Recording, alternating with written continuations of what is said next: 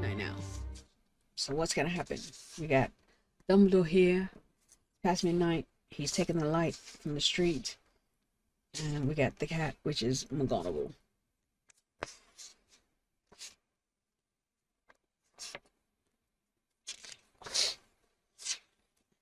We still got quite a ways to go in this chapter. Alright, next page. A man appeared on the corner the cat had been watching, appeared so suddenly and silently you'd have thought he'd just popped out of the ground. The cat's tail twitched and its eyes narrowed. Nothing like this man had ever been seen on Privet Drive. He was tall, thin, and very old, judging by the silver of his hair and beard, which were both long enough to tuck into his belt. He was wearing long robes, a purple cloak that swept the ground, and high-heeled buckled boots. His blue eyes were light, bright, and sparkling behind half-moon spectacles, and his nose was very long and crooked as though it had been broken at least twice. This man's name was Albus Dumbledore. Albus Dumbledore didn't seem to realize he'd just arrived in a street where everything from his name to his boots was unwelcome. He was busy rummaging in his cloak looking for something, but he didn't seem to realize he was being watched because he looked up suddenly at the cat, which was still staring at him from the other end of the street. For some reason, the sight of the cat seemed to amuse him. He chuckled and muttered, "I should have known." Let me get the voice better. "I should have known." He found what he was looking for in his inside pocket. It seemed to be a silver cigarette lighter. He flicked it open, held it up to the air, and it clicked it. The nearest street lamp went out like a little pop. He clicked it again. The next lamp flickered into darkness. 12 times he clicked the put-outer until the only lights left in the whole street were 2 tiny pinpricks in the distance, which were the eyes of the cat watching him. If anyone looked out of their window now, even beady-eyed Mrs. Dursley, they wouldn't be able to see anything that was happening down on the pavement. Dumbledore slipped the put-outer back into his cloak and set off down the street toward number 4, where he sat down on the wall next to the cat. He didn't look at it, but after a moment he spoke to it. "Fancy seeing you here, Professor McGonagall?" He turned to smile at the tabby, but it was gone. It had gone. Instead, he was smiling at a rather severe-looking woman who was wearing square glasses, exactly the shape of the markings the cat had around its eyes. So, Albus Dumbledore has come into the building, has arrived to the building. So this part marks the half mark where we were in the regular world. Now we've gone into magic. Man appears out of nowhere. A cat we've been talking about this whole chapter appears, turns into a woman. So now abnormal things are happening, as the Dursleys were worried about. Dumbledore comes, he takes all the lights from the street. He says, "Oh, I should have known," to himself. Then he gets rid of the lights. He sits down next to the cat, which turns into McGonagall. And he's like, "What are you doing here?" Which is hilarious. So yeah, we have the introduction of the put-outer, which later is called the Deluminator. And then we get a pretty good description of Dumbledore, which is tall, thin, very old, judging by the silver his hair and beard, which are both long enough to tuck into his belt. And then he's wearing robes and a purple cloak, and he has high-heeled buckled boots, and his nose has been broken at least twice. So I imagine that's from his fight with Aberforth, and probably with Grindelwald when his sister got killed, and then Aberforth blaming him for his sister getting killed probably is the other part of that. And he's like, "I should have known." And I think he says that because, as we learn in this first book and movie, Hagrid can't keep a secret, so he told Hagrid, "I'm going to be at Privet Drive past midnight, bring Harry, and we'll leave him with the Dursleys." So Hagrid has told McGonagall, and this is what makes me think time has gone by, because if it was just the next day into the next night, what, Hagrid's been around telling the whole world that Voldemort's dead over one day? It sounds crazy to me. And then now and it can't be, because they had to have known since this morning, because they've all been out on the street since this morning. So it happened last night, quote unquote, if it was Halloween last night. It happened last night. They're all on the street in the morning. So they went to sleep, or they never went to sleep. And then they're all out in the Muggle streets celebrating all day. So, or this is when they found out. So they've been finding out since Saturday, which was Halloween. So they had Sunday, Monday, and now this is Tuesday, which is now Wednesday where we're at the book, but when it started it was Tuesday. So they've had 3 days to find out, and then they've been celebrating for 3 days. That would be crazy. So it's been overnight. They found out that night, I guess, and then by the morning they're out celebrating. And it's suggested that Hagrid told everybody. Well, Hagrid was at the Leaky Cauldron, was like, oh, Voldemort got destroyed, but Harry survived. Dumbledore told me. We're all celebrating. Voldemort's dead. He's gone. But how do they know he's dead? His cloak was there. Dumbledore had to have gone to the house and seen that the cloak was, that Voldemort's cloak was there, because Peter takes his wand. So Dumbledore confirms Voldemort's gone, but he doesn't think he's dead. He's just gone. He's been destroyed enough that we can celebrate the war being over. Then he takes, I assume he takes Harry back to him, with him to Hogwarts. Maybe that's it. He takes Harry back with him to Hogwarts, because who else found out that Voldemort's gone? If the secret's still on with the Fidelius charm, only. But then later, we find out that Hagrid and Sirius were at the house. So Dumbledore didn't get Harry. So it's been, when did Hagrid have time to go telling everybody? So Dumbledore must have told everybody. And then Hagrid just told McGonagall he was going to pick up Harry from the house. They're all in the Order of Phoenix. So maybe at the Order of Phoenix headquarters, wherever it was, back then, they're both there. Dumbledore's off doing whatever, telling everybody that Voldemort's dead and to stand down. Then Hagrid's like, oh, I gotta go get Harry and bring him to Privet Drive, because that's what Dumbledore told me to do. So I'm gonna do that. So that's how McGonagall finds out. That morning, she comes to find out where Privet Drive is, so she can be there when Hagrid and Dumbledore shows up. But she doesn't know what time they're gonna show up. She assumes right away, because what are they doing all day? So that's why she's been there all day. So she doesn't even know what time they're going to be there either. So Hagrid goes to the house, meets Sirius, gets the motorbike, brings Harry. That's the sequence of events. Now we're with Dumbledore and McGonagall sitting at 4 Privet Drive. She too was wearing a cloak, an emerald one. Her black hair was drawn into a tight bun and she looked distinctly ruffled. How did you know it was me? She asked. My dear Professor, I've never seen a cat sit so stiffly. You'd be stiff if you'd been sitting on a brick wall all day, said Professor McGonagall. All day? When you could have been celebrating, I must have passed a dozen feasts and parties on my way here. Professor McGonagall sniffed angrily. Oh yes, everyone's celebrating all right, she said impatiently.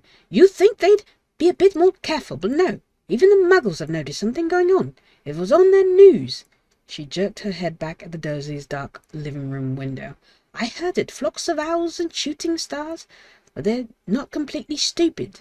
They're bound to notice something. Shooting stars down in Kent. I'll bet that was Dudley's Deagle. He never had much sense. You can't blame them, said Dumbledore gently. We've had precious little to celebrate for 11 years. I know that, said Professor McGonagall irritably. But that's no reason to lose our heads. People are being downright careless. Out on the streets in broad daylight, not even dressed in Muggle clothes, swapping rumours. She threw a sharp sideways glance at Dumbledore here, as though hoping he was going to tell her something, but he didn't. So she went on. A fine thing it would be if, on the very day you-know-who seems to have disappeared at last, the Muggles found out about us all. I suppose he really has gone, Dumbledore? It certainly seems so, said Dumbledore. We've much to be thankful for. Would you care for a lemon drop? A what? A lemon drop. They're a kind of Muggle sweet I'm rather fond of. See, McGonagall's on point. Why are they out here swapping rumors on the street in wizard clothes?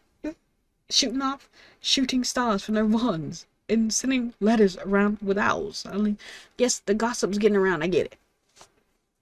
But you can apparate. Apparate to who you're trying to tell and tell them. Why are you sitting in an owl? She's been sitting on this wall all day because you didn't tell her what you were doing. And she obviously wants to know, Dumbledore. So she's got an emerald cloak. She wears a tight black bun. She has a black hair. And she wears a tight blonde bun. She's ruffled because she's been sitting out here all day. I hope some point she ate and it wasn't a rat or something because she was a cat. But yeah, she watched the news with the Dursleys from the window. She's blaming Deadliest Deagle for shooting stars in Kent. And Dumbledore's like, well, bro, it's been like 10 years of war. Of course, people are celebrating. And yes, that's great. But why are we in the street? I don't get it either, McGonagall. And then now she's trying to get information. She's trying to get true information out of Dumbledore. So what's he been doing all day? He obviously told people because Hagrid's been too busy to tell people. Yeah, so she's like, I guess you know who's really gone at last. And he's like, yeah, certainly seems that way. And then now he's like, you want some candy? I still think something's in those lemon drops, like a calming drop or something, or like a compulsion charm. But let's go on to the next page. It's been almost an hour of reading here. No, thank you, said Professor McGonagall coldly, though she didn't think it was the moment for lemon drops. As I say, even if you know who has gone, my dear Professor, surely a sensible person like yourself can call him by his name. All this you-know-who bit nonsense for 11 years, I've been trying to persuade people to call him by his proper name, Voldemort. Professor McGonagall flinched, but Dumbledore, who was unsticking 2 lemon drops, seemed not to notice. It all gets so confusing if we keep saying you-know-who. I've never seen any reason to be frightened of saying Voldemort's name. I know you haven't, said Professor McGonagall, sounding half exasperated, half admiring. But you're different. Everyone knows you're the only you-know-who. Oh, all right. Voldemort was frightened of. You flatter me, said Dumbledore calmly. Voldemort has powers I will never know. Only because you're too, well, noble to use them. It's lucky it's dark. I haven't blushed this much since Madame Pomfrey told me she liked my new earmuffs. Professor McGonagall shot a sharp look at Dumbledore and said, The owls are nothing next to the rumours that are flying around. You know what everyone's saying about why he's disappeared, about what finally stopped him. It seemed that Professor McGonagall had reached the point she was most anxious to discuss, the real reason she had been waiting on a cold, hard wall all day, for neither as a cat nor as a woman had she fixed Dumbledore with such a piercing stare as she did now. It was plain that whatever everyone was saying, she was not going to believe it until Dumbledore told her it was true. Dumbledore, however, was choosing another lemon drop, and did not answer. What they're saying, she pressed on, is that last night Voldemort turned up in Godric's Hollow. He went to find the Potters. The rumour is that Lily and James that they're dead. So she doesn't even know what he's doing here. She just know he was going to be here. And she needed to confirm all the rumours herself directly from Dumbledore. So he didn't go to the Order and was like, hey, Voldemort's dead, you guys, and the Potters are dead. He's just been telling Hagrid, hey, I need you to go pick up Harry because the Potters are dead. So he went to look himself, didn't take Harry, sent Hagrid to go get Harry. Like, if you were worried about something, like, this is before Sirius is taken to Azkaban. This is before he goes after Peter. So, what, he wasn't worried that some other Death Eater or something was going to come and get Harry? He thinks they're all dead. Okay, that's it. He thinks they're all dead. And he's like, Hagrid, go. But he can't, because why did he send Hagrid there? So, he knows Harry survived, but he doesn't go get Harry. He sends Hagrid, who can't do magic, to go get Harry. So it takes Hagrid all day to travel there the Muggle way, probably. Or he gave Hagrid a portkey or something to be like, hey, take this portkey, go get Harry, bring him back to Privet Drive. And then Hagrid told McGonagall that he was going to meet Dumbledore at Privet Drive, but didn't tell him he was getting Harry. Didn't tell her he was getting Harry. And then McGonagall won't believe anything until she hears it directly from Dumbledore's mouth. That lets you know what kind of sway Dumbledore has. Because he's just a person. He hasn't been telling the truth his whole life. So, just because he's their leader, he's like, oh, I'll tell you the truth. Just believe what I say. So that's why I'm on this now. So let's move on. Dumbledore bowed his head. Professor McGonagall gasped. Lily and James, I can't believe it. I didn't want to believe it. Oh, Albus. Dumbledore reached out and patted her on the shoulder. I know, he said heavily. Professor McGonagall's voice trembled as she went on. That's not all. They're saying he tried to kill the Potter's son, Harry, but he couldn't. He couldn't kill that little boy. No one knows why or how, but they're saying that when he couldn't kill Harry Potter, Voldemort's power somehow broke, and that's why he's gone.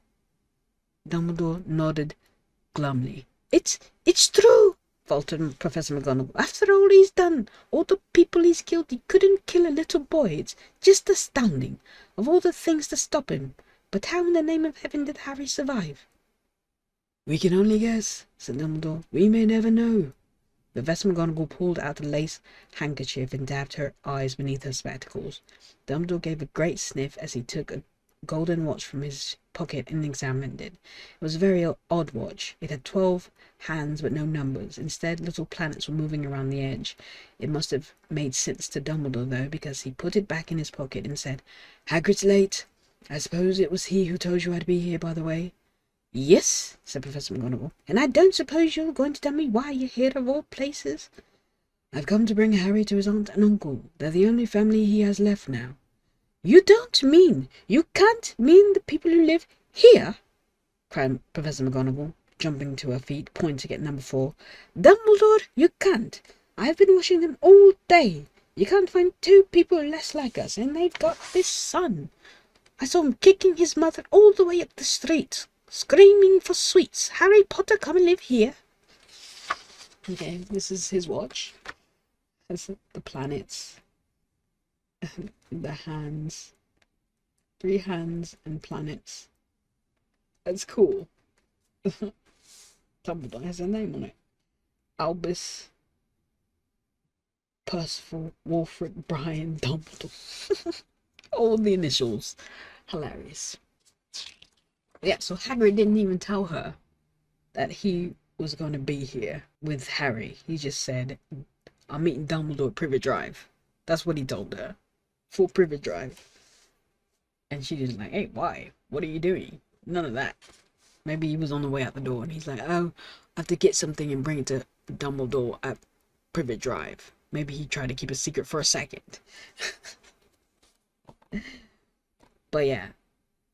So McGonagall's like, they're saying that the Potters were killed, but Voldemort couldn't kill the baby. The baby, something backfired, and Voldemort got destroyed instead. And she's confirming it with Dumbledore, and Dumbledore's like, yeah, the Potters are gone. Yeah, Harry lived and destroyed Voldemort. So this starts Harry's fame. So people are knowing, like, Harry defeated Voldemort, is what everyone's saying. So he's like, oh, he's that boy. He's that guy, you know? Alright. It's the best place for him, said Dumbledore firmly. His aunt and uncle will be able to explain everything to him when he's older. I've written them a letter. A letter? Repeated Professor McGonagall faintly, sitting back down on the wall. Really, Dumbledore? You think you can explain all this in a letter? These people will never understand him. He'll be famous, a legend. I wouldn't be surprised if today is known as Harry Potter Day in the future.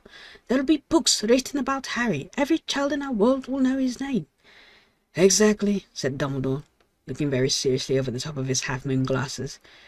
It would be enough to turn any boy's head, famous before he can walk and talk, famous for something he won't even remember.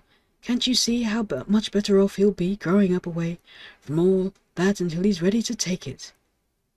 Professor McGonagall opened her mouth, changed her mind, swallowed, and then said, Yes, you're right, of course, but how is the boy getting here, Dumbledore? She eyed his cloak suddenly as though she thought he might be hiding Harry beneath it. Hagrid bringing him. You think it's wise to trust Hagrid with something as important as this? I would trust Hagrid with my life, said Dumbledore. I'm not saying his heart isn't in the right place, said Professor McGonagall begrudgingly, but you can't pretend he's not careless. He does tend to... What was that? A loud rumbling sound had broken the silence around them. It grew steadily louder as they looked up and down the street for some sign of a headlight. It swelled to a roar, and they looked up at the sky. A huge motorcycle fell out of the air and landed on the road in front of them. So Hagrid didn't say, "Hey, I'm bringing Harry to Dumbledore." He's just like, Dumbledore's gonna be at Privet Drive later. That's all she heard. And then she's like, "No, you can't leave Harry with these crazy people. They have no discipline with their own child. He just punches and screams for sweets. He's kicking and screaming. And then, yes, we want him to grow away from fame, but it's not before he can walk and talk. He's a year and a half years old. He for sure can walk and talk. Maybe not good, but he can do it." Yeah, but she's like, should we be trusting Hagrid? Because he can't keep a secret, probably, and also because he went to Azkaban. Probably she has a little prejudice against him for that. Which, makes sense. If everyone believed he was some kind of criminal and he went to Azkaban, then yes, she would have some issue with him. But yeah, Dumbledore's like, "I'll trust Hagrid with my life. I trust Hagrid more than anyone," pretty much is what he's saying. So he knows he has Hagrid's loyalty through and through. It's probably how Hagrid was able to argue with Sirius about taking Harry. But yeah, they're like, he's gonna be famous. There's gonna be books written about him. Everybody's gonna know his name. And he's like, yeah, I want him to grow up in secret, away from all that, with less than reputable guardians. Okay, Dumbledore. And then you see McGonagall just agree. It's another thing, I think. If she'd have had those lemon drops, she wouldn't even argue. She would have agreed right away. But she also is a little under his spell, I think, to be like, oh, he's the leader. He knows it. He knows what's best, sort of thing. And does he? Does he know what's best? I'm not so sure. So now we get the last few pages here. Let's finish it up.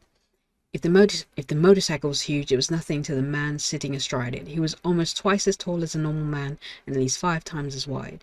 He looked simply too big to be loud, and so long tangles of bushy black hair and a beard hid most of his face. He had hands the size of trash can lids, and his feet, in their leather boots, were like baby dolphins. In his vast, muscular arms, he was holding a bundle of blankets. "Hagrid," said Dumbledore, sounding relieved, "at last. And where did you get that motorcycle?" "Borrowed it, Professor Dumbledore, sir," said the giant, climbing carefully off the motorcycle as he spoke. "Young Sirius Black lent it to me." "You got him, sir?" "I've got him, sir." "No problems, were there?" "No, sir. House was almost destroyed, but I got him all out all right. But before the muggles started swarming around, fell asleep as he was flying over Bristol." "No, sir. House was almost destroyed, but I got him out all right before the muggles started swarming around. He fell asleep as we was flying over Bristol."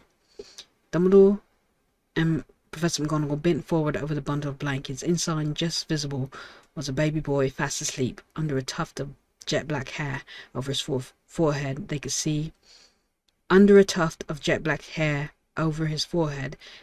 a curiously shaped cut like a bolt of lightning. "Is that where?" whispered Professor McGonagall. "Yes," said Dumbledore. "He'll have that scar forever." "Couldn't you do something about it, Dumbledore?"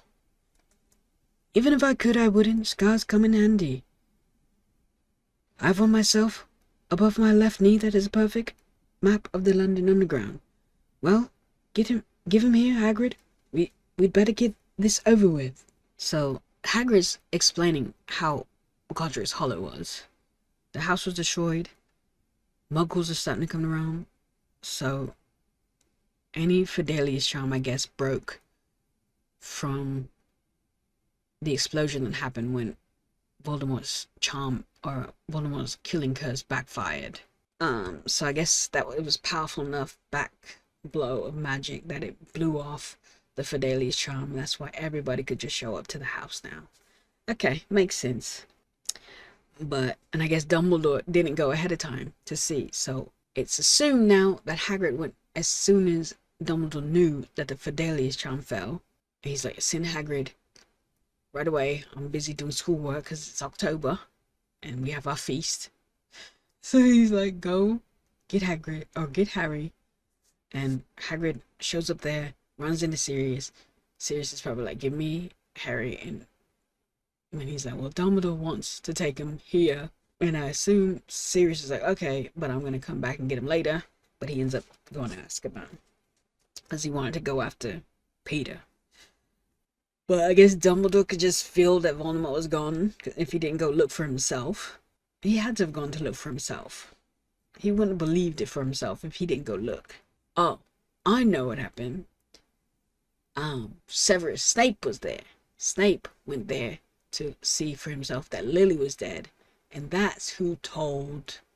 And it had to have fell because he wouldn't have been able to go there. The Fidelius charm had to have fell because Severus wouldn't have been able to go there to hug on Lily and cry over that. But he was there, saw the baby, ended up going to Dumbledore, yelling about, hey, how could you do this? You were supposed to protect them. And they're like, well, they trusted the wrong person. So he told Dumbledore that the Dark Lord's gone. Dumbledore's like, oh, he'll be back. But let me send Hagrid the Muggle way.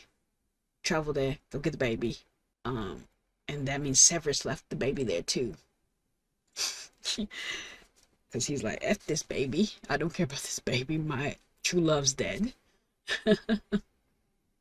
So, and he's like, okay, send Hagrid. I'm going to meet him at Privet Drive where we're going to drop the baby off at the Dursleys. Okay. Dumbledore took Harry into his arms, turned toward the Dursley's house. Could I say goodbye to him, sir? Asked Hagrid. He bent his great shaggy head over Harry and gave him what must have been a very scratchy, whiskery kiss. Then suddenly Hagrid let out a howl like a wounded dog. Shh! Hissed Professor McGonagall. You'll wake the Muggles! Sorry, sobbed Hagrid, taking out a large spotted handkerchief and burying his face in it. But I can't stand it. Lily and James dead and poor little Harry off to live with Muggles. Yes, it's all very sad, but get a grip on yourself, Hagrid. Will it be found? Professor McGonagall whispered, patting Hagrid gingerly on the arm as Dumbledore stepped over the large garden wall and walked to the front door. He laid Harry gently on the doorstep, took a letter out of his cloak, tucked it inside Harry's blanket, and then came back to the other two. For a full minute the three of them stood and looked at the little bundle. Hagrid's shoulders shook, Professor McGonagall blinked furiously, and the twinkling light that usually shone from Dumbledore's eyes seemed to have gone out. Well, said Dumbledore finally, that's it. We've no business staying here. We may as well go and join the celebrations. Yeah, said Hagrid, in a very muffled voice. I'd best get this bike away. Good night, Professor McGonagall. Professor Dumbledore, sir. Wiping his streaming eyes on his jacket sleeve, Hagrid swung himself over the motorcycle and clicked the engine back to life and roared it. With a roar, it rose into the air and off into the night. So, yeah, we've already heard about Sirius. Hagrid is intended to go back to Sirius and give the bike back. But the next day, Sirius confronts Peter. Peter blows up the street, kills the Muggles, and leaves his finger so they think he's dead. Voldemort went with Peter to the house. He attacks James at the front door. He goes upstairs. Lily's like, no, not my son. Anything, I'll take me instead. He's like, move aside. And she's like, no, you have to take me first. So she sacrifices her life for Harry and is killed by Voldemort. Then he goes after Harry. Harry is now protected by his mother's love and sacrifice. So Voldemort's curse backfires, destroys his body. But he has Horcruxes, so he can't die. And then his cloak and wand are left. Peter's there, takes the wand, leaves the cloak, I guess. So he kind of has some inkling that Voldemort would also be back. So he leaves with the wand. Severus shows up, finds Lily gone, hugging on her, crying, runs back to Dumbledore to say, they're dead. You promised to protect them. Only Harry's alive, and I don't care about him. And then Dumbledore's like, well, we gotta get Harry. Brings up Hagrid. Hagrid like, go get Harry. He's left at the house. and bring him to Privet Drive. And then Dumbledore's like, yeah, well, Voldemort's probably not gone, so we'll need to protect Harry. We'll put him with his other relatives under Lily's blood protection, because he obviously was protected by her sacrifice. And then Severus is like, whatever, Voldemort's gone. But then Dumbledore's just like, no, Voldemort will be back, so we need to protect him. I'll need you to be a professor when he becomes to school, and you can stay here for your protection as well, since you were a spy for me. And then he's going around telling everyone that Voldemort's dead, Dumbledore. And then Hagrid's traveling to get Harry. He gets to Harry. Sirius is there with Harry and his motorbike. And he's like, Dumbledore wants me to bring him to Privet Drive, to the Dursleys. So give him to me so you can do what you need to do. And Sirius is like, okay, I'm gonna go after Peter. He doesn't say that to Hagrid because Hagrid also believes he's a criminal. But that's what he's thinking in his mind. He's like, I'm gonna go after Peter. So yes, take Harry to safety with Dumbledore. So he does that. He gives him his motorbike. So he takes the bike. It'll be safer. You'll be in the sky, and you can travel that way. They meet, drop Harry off, say their goodbyes, and then Hagrid's off to bring the bike back to Sirius. But Sirius is searching for Peter at the time, so he doesn't find him. And we got the final page here. I shall see you soon, I expect, Professor McGonagall, said Dumbledore, nodding to her. Professor McGonagall blew her nose in reply. Dumbledore turned and walked back down the street. On the corner he stopped, took out the silver pedalter. He clicked it once, and 12 balls of light sped back to the street lamps, so that Privet Drive glowed suddenly orange, and he could make out a tabby cat slinking around the corner at the other end of the street. He could just see the bundle of blankets on the step of number 4. Good luck, Harry, he murmured. He turned on his heel. With a swish of his cloak, he was gone. A breeze ruffled the neat hedges of Privet Drive, which lay silent and tidy under the inky sky, in the very last place you would expect astonishing things to happen. Harry Potter rolled over inside his blanket without waking up. One small hand closed on the letter beside him, and he slept on, not knowing he was special, not knowing he was famous, not knowing he would be woken in a few hours' time by Mrs. Dursley screaming. Mrs. Dursley screamed as she opened the front door to put out the milk bottles, nor that he would spend the next few weeks being prodded and pinched by his cousin Dudley. He couldn't know that at this moment people meeting in secret all over the country were holding up their glasses and saying in hushed voices, "To Harry Potter, the boy who lived." So that's the end. It's a bit of a long chapter, I guess. Not really. But yeah. So they were out on the street celebrating, not with a drink. Shooting off shooting stars, sending out owls, because somebody told them Voldemort was gone. I assume Dumbledore, because he wasn't spending his time going to get Harry. He sent Hagrid to do that. He was discussing things with Severus for a while, and then he went around telling probably the Order members, because I think Deadliest Deagle was part of the Order back then. So he was going around telling the Order people, hey, Voldemort's gone, war's over, we're good. Probably in the Ministry as well, he was telling. So, now they have to round up the Death Eaters. That's pretty much what's left to do. A lot of characters were mentioned in this chapter. We have Professor McGonagall, Professor Dumbledore, Hagrid. They mentioned Madame Pomfrey. Sirius Black's mentioned. We got Mr. and Mrs. Dursley. We got Dudley. We got Harry, the Potters. Lily and James Potter. We got Deadliest Deagle. Whoever hugged Mr. Dursley. So yeah, lots of characters. Lots of setup. We were in the normal world. We're still in the normal world, but we've been introduced to magic, wizards, by the professors. So obviously there's a school. So that's telling you that. And of course you're going to see Professor McGonagall. It's Halloween. School is still going on. So you'll both be back to school the next day.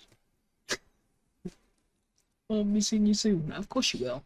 You're the headmaster at the school she teaches at. She's a deputy headmistress. You will see her soon. I don't know why she couldn't just wait at school to get her information she wanted. But I guess Dumbledore was running all over the place, telling everybody and talking to the ministry and everybody. So she was like, I don't know when I'm going to see Dumbledore again, but I need to see him today. So she met him where he was going to be, where Hagrid told her he was going to be. So yeah, that's the first chapter. That's my breakdown of it and what I had in thought-wise about everything that's going on in the chapter. We'll be on to the next chapter here soon. This will probably be broken up into quite a few videos because I don't want to just be more than like 10 minutes. So I'll probably make some 10-minute videos and make a playlist so you can play them all.